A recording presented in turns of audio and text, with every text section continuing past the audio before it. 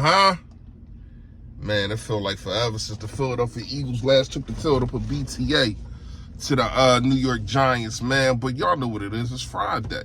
I know the game is not until Monday. Fresh, hold on. We got another day. Nope. We going to get this done today. Do's and don'ts. And also, we got to talk about A.J. Brown. You know what I'm saying? He never said what y'all think he said.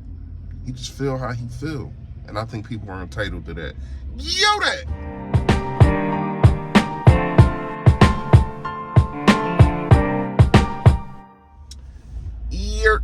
Yo, that, man. You know what it is. You know what it is. Your boy, Philly Fresh, a.k.a. the General, here reporting for duty. Listen, man. Hit the like buttons, the subscribe button, all that, man. Trying to get back monetized. So we got to run these numbers up, run them up, run them up, run them up.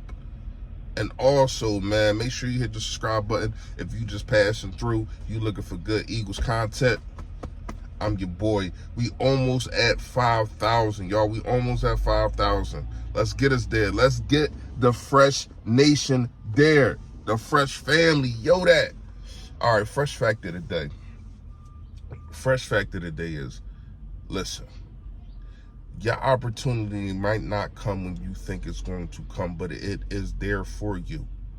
Even if you get one opportunity and you think that that is it, you think that that opportunity is it, and then it doesn't happen.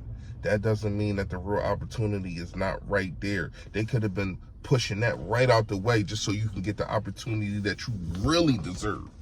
So if you in a situation to where as though, man, you've been grinding, you've been doing this, and it's like, yo, it ain't working, well, maybe it will work.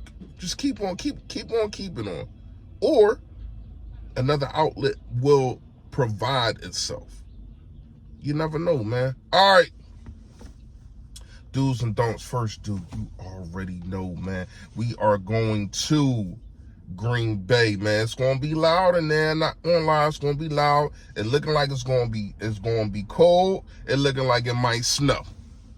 So you know what we gotta do. Run the ball. I mean, we just coming off of a game, the best running statistical game of the season by far. I mean, you had two running backs. You had two running backs go over 100 yards. That hasn't happened since, I think it was 2013, 2014. LaShawn McCoy and Bryce Brown. Y'all remember Bryce Brown? Yeah, both of them had a beam apiece, and so did Tank Bigsby and Saquon Barkley. Shout out to both of them. Y'all know I'm a former running back, so I get excited talking about things like that. So yeah, you got to run the ball on these dudes. We know that their best defender really is not that great at the run. So what do you want to do? You don't want to give him too many opportunities to go sack our quarterback. You want to run right at him because he doesn't shed blocks as well as you would like your $100 million man defensive end to. You know what I mean? So definitely got to run straight at Michael Parsons.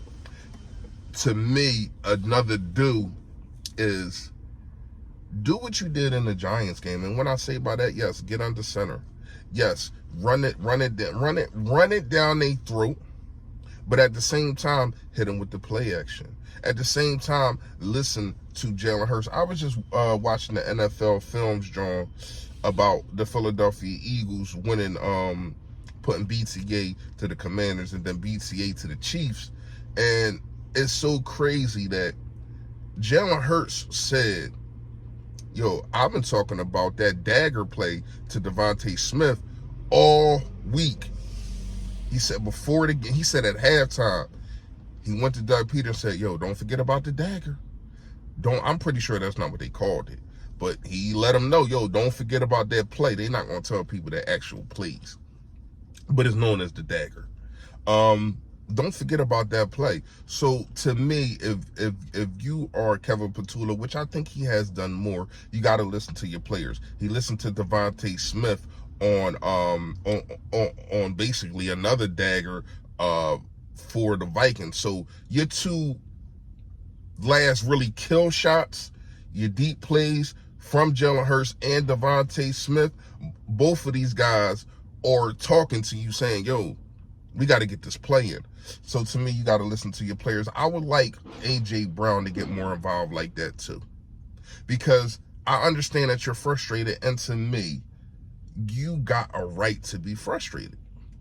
You're coming into a situation to where as though you're looking around the league, you seeing CeeDee Lamb ball, you seeing Jamar Chase ball, Justin Jefferson. Damn, what's the dude from Seattle, the rookie? He on one right now. He on one right now. But you seeing these guys across the league, and you saying, yo, what about me? So to me, instead of like A.J. Brown saying, which I didn't like, yo, I don't, when we be in the huddle, I don't really say nothing. Sometimes I'm not even in the huddle. Well, that's where you're supposed to put your stamp at. That's where you're supposed to say, yo, get me the ball. You think guys like T.O. and Randy Moss, they was in the huddle just, I wonder what the play, what's the play? Okay, I just run that. No, yo, I understand what Coach called. Get me the ball. That's what I would like to see from A.J. Brown, because to me, if you demand those, and you should demand it, when you demand that kind of attention, when you demand that kind of dominance, then you should be able to go on the sideline in the huddle and say, yo, give me the damn ball, instead of tweeting about it. You know what I mean? I ain't got no problem with a person expressing his feelings, but to me, the person that you express your feelings to should be the people on the field at that said time.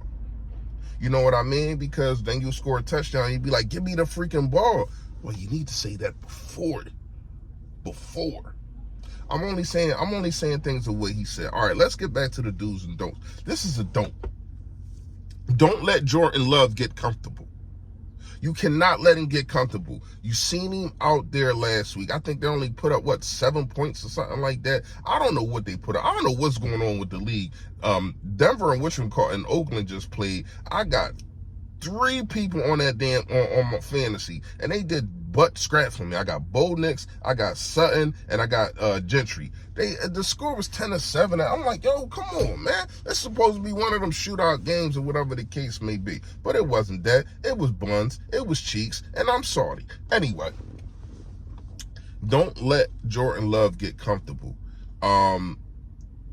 Losing the guy Kraft, the tight end, looked like he'd been a best receiver, even though he's not a receiver, all year.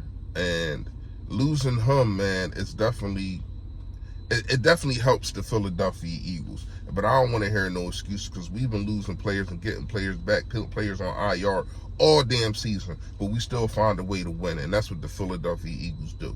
So you don't want to let him get comfortable. Here's the thing for you. They run a lot of shotgun, but Jordan Love has been pressured a lot in shotgun, and he has not been that good in shotgun. The run game has not been that good in shotgun. Josh Jacobs, this is another dude. You gotta shut him down, make him one-dimensional. I think the acquisition of Phillips, and also getting Brandon Graham back, and maybe Nolan Smith come back, I think you're going to, and also Nakobe Dean, you're going to see the run game be shut down a lot in these games. These is the players that we needed, because in the first, I want to say, 6 to 7 weeks, we wasn't able to really shut down a run. People was running the damn ball on us. People was running the ball on us, and a couple people, they stopped running the ball, like the Rams. I didn't understand why they stopped running the ball, but they did, and they got their ass beat. So to me, man, you want to make this team one-dimensional. You want to make Jordan Love have to beat you, kind of like what the people with the Philadelphia do to the Philadelphia Eagles. But our quarterback, you already know what he does: 15 touchdowns, 1 interception. Should I say more? Anyway, yeah, man, you definitely want to make sure that you make them one-dimensional.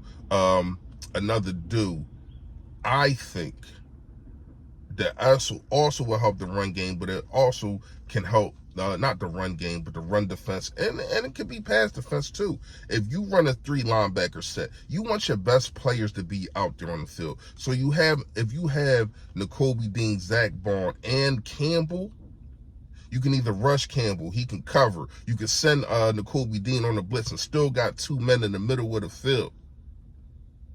And then you have your base packages with Cooper DeJean, Quinyon Mitchell, and now you got your 2 safeties, Reed Blankenship and Makuba. That could be a hell of a base package right there. You know what I mean? Even if you wanna sprinkle in some other guys and you wanna be faster on the outside, and you know Vic Fangio, he get crazy with it, but I'm just saying, man, I think you should have your best players on the field as much as possible. And to me, those people, for the back end, those people that I just named, if you bring in those, what I named, 7, that back 7 right there, I don't know, man.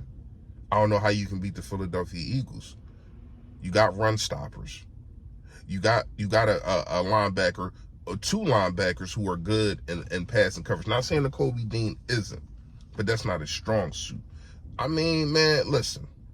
If you do these things, you get after Jordan Love, don't make him comfortable, you shut down the run, you run the ball, you listen to your players when they're saying, yo, this dude can't guard me, the Philadelphia Eagles should come out victorious, and I don't think it's going to be close. I don't give a damn if they at home. I don't give a damn if they playing in Brazil again. I don't give a damn. The Philadelphia Eagles are back, and we the best team in the NFL, man. And we're going to prove that in these next 2 weeks. Mark my word. I got the score being, I say we put up 28, they put up 17. Let me know if y'all agree. Let me know what y'all think in the comments. But you already know. Stay Philly, stay fresh, y'all. Yo,